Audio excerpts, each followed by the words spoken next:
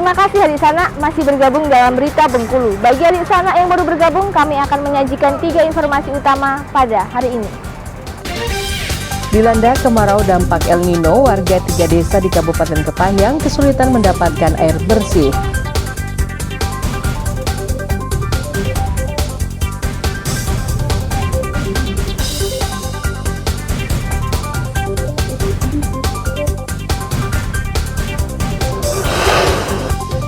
Seorang karyawan koperasi di Kabupaten Rejang Lebong kedapatan buat laporan palsu, jadi korban pembegalan ke polisi.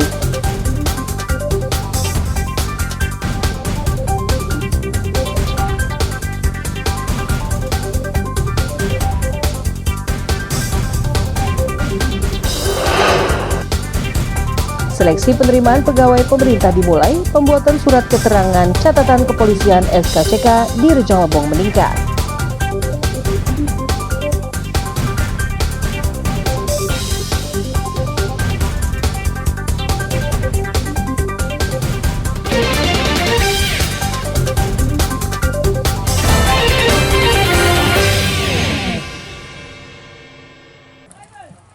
Kemarau panjang dampak El Nino tidak hanya membuat lahan persawahan mengering, namun juga mengakibatkan warga 3 desa di Kecamatan Kepahyang mulai kesulitan mendapatkan air bersih. Hal ini dikarenakan sumur yang biasa mereka gunakan kini mulai mengering. Untuk memenuhi kebutuhan sehari-hari seperti makan dan minum, warga mengantri untuk mengambil air di bak penampungan PT Mas Desa tetangga yang jaraknya cukup jauh. Menurut warga, ini telah berlangsung sejak 1 bulan lalu.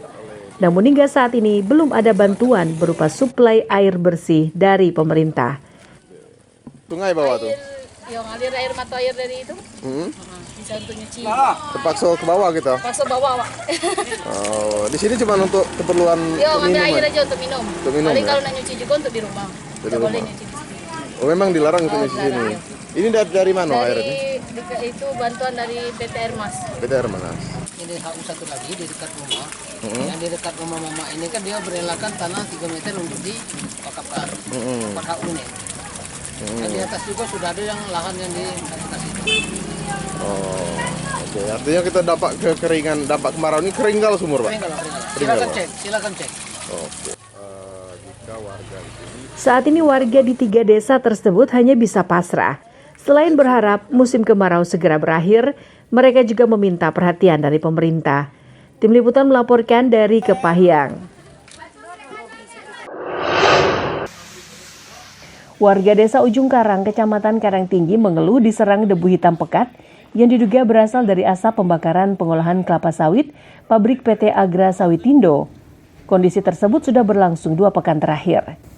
Menurut warga, selain mengakibatkan lantai dan pakaian yang dijemur berwarna kehitaman, debu ini juga menyebabkan warga menderita infeksi saluran pernapasan akut atau ISPA. Keluhan sudah mereka sampaikan ke pemerintah desa untuk ditindaklanjuti. Pak, ini aku sakitin ini, batuk pilek dan sudah berobat Ismas Sabtu kemarin malam tadi dapat saya tidur. Ini tadi agak meriang, sudah minum paracetamol satu. Nah, aku udah tahu kalau kondisi yang lainnya silakan tanya teman orang lain lah. Kalau aku mengatakan yang lain seakan-akan aku mengada-ada. Aku dengan itu. Aku yang sampaikan kondisi yang di rumah. Debunya itu bentuknya seperti apa ya? Inilah bentuknya. Kalau kemarin malahan kayak butir-butir pasir itu. Kalau ini sudah halus debunya. Diperkirakan bekas pembakaran itu ya? Kalau ini ya diperkirakan itu, dan mereka sudah beberapa seminggu yang lalu ini.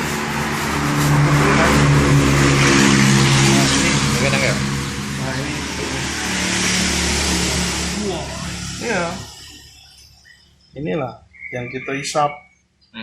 Saya sakit sekarang, anak saya yang nomor 2 juga demam. Tuh saya dengarlah sendiri suaranya. Ya.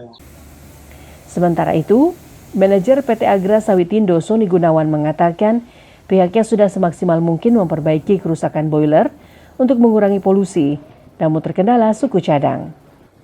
Ya konfirmasi kita menindaklanjuti kunjungan dari pihak Dewan dan Dinas Lingkungan Hidup. Ya pada hari Minggu kita sudah laksanakan perbaikan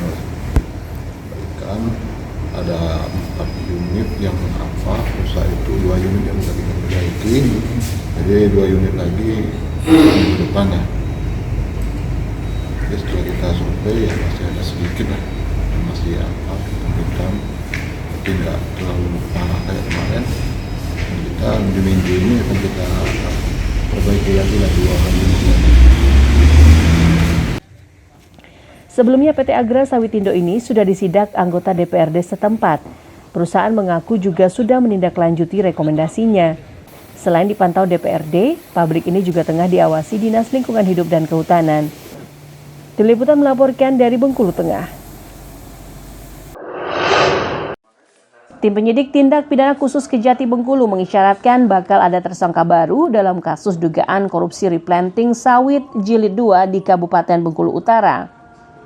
Pasca vonis yang dijatuhkan kepada 4 terdakwa dari kelompok Tani Rindang Jaya, kasus ini terus berlanjut. Kasih Penyidikan Kejati Danang Prasetyo mengatakan ini karena masih ada dugaan keterlibatan pihak lain. Pada penyidikan kasus jilid 2 ini, Kejati telah memeriksa sejumlah saksi termasuk pejabat Dinas Perkebunan. Selain itu, kerugian negara pada kasus ini berbeda dengan kasus pertama. Jilid 2 yang mana? Informasi kemarin kan akan ada jilid 2. Iya. Sudah, dari kemarin ada pendalaman juga. Cuma ini posisinya loading ini. Nah, kan. Kenapa loadingnya lama, Pak? Ya, bisa lihat lah beban perkara seperti apa. Berarti loadingnya agak lama. Nanti tetap lanjut yang jilid 2 ya. Pada kasus jilid pertama, berdasarkan audit BPKP, kerugian negara mencapai 9 miliar rupiah. Peremajaan sawit atau replanting tersebut berasal dari program Kementerian Keuangan yang dihimpun dari pelaku usaha sawit. Pada tahun 2019, anggaran dikucurkan untuk program ini mencapai 130 miliar rupiah. Tim Liputan melaporkan dari Kota Bengkulu.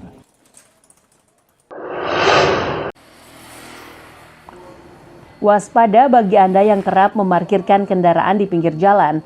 Pasalnya, seorang warga Kandang Limun, Kota Bengkulu, kehilangan mobil jenis pickup yang ia parkirkan di pinggir jalan, tepatnya di luar pagar rumahnya, di Jalan Pematang Said, Kelurahan Kandang Limun. Korban tak menyangka mobil yang ia gunakan sehari-hari sebagai kendaraan operasional usaha percetakannya raib digasak pencuri. Korban memarkirkan mobil tersebut usai pulang bekerja pada pukul 12 malam. Mobil saat itu dalam keadaan terkunci. Ia juga tidak mendengar suara mencurigakan. Korban memperkirakan pencuri beroperasi antara pukul 2 hingga 5 subuh. Korban baru mengetahui mobilnya hilang pada pagi hari saat akan mengantarkan anaknya ke sekolah. Selasa itu saya balik dari toko sekitar jam 12 malam. Nah, setelah sampai rumah, mobil kita parkirkan. Nah, setelah itu kita istirahat malam kan. Setelah istirahat malam, nah besok paginya biasa saya ngantar anak sekolah itu. Pada saat keluar rumah mau ngantar anak sekolah, mobilnya nggak ada lagi. Sebelumnya, korban memang kerap memarkirkan mobilnya di lokasi tersebut sehingga merasa aman. Akibat kejadian ini, korban menderita kerugian sekitar 64 juta rupiah. Kasus tersebut kini masih ditangani oleh polisi. Tim Liputan melaporkan dari Kota Bengkulu.